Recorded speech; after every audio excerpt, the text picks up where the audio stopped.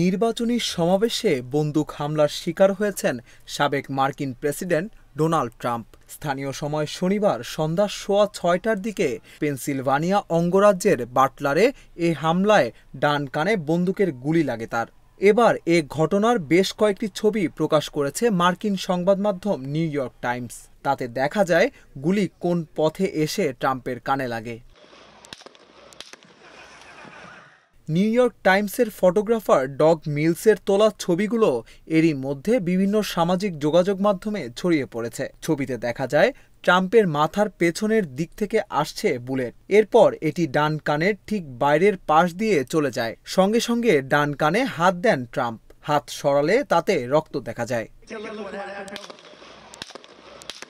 এরই মধ্যে ঘটনাস্থল থেকে একটি AR-15 স্বয়ংক্রিয় রাইফেল উদ্ধার করেছে কর্তৃপক্ষ। এটি ওই বন্দুকধারী ব্যবহার করেছেন বলে ধারণা করা হচ্ছে।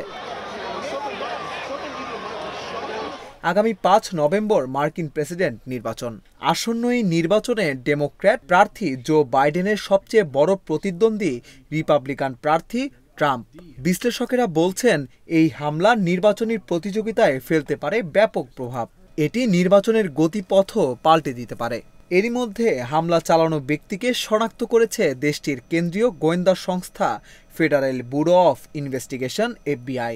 থমাস ম্যাথিউ ক্রুকস নামের 20 বছর বয়সী অভিযুক্ত হামলার সময় আইনশৃঙ্খলা বাহিনীর সদস্যদের গুলিতে প্রাণ হারিয়েছেন। পেনসিলভানিয়া অঙ্গরাজ্যের ভোটার রেকর্ডের তথ্যের বরাত দিয়ে রয়টার্স জানিয়েছে হামলাকারী হিসেবে শনাক্ত ক্রুকস ট্রাম্পের দল রিপাবলিকান পার্টির অনুসারী এবং রেজিস্টার্ড ভোটার।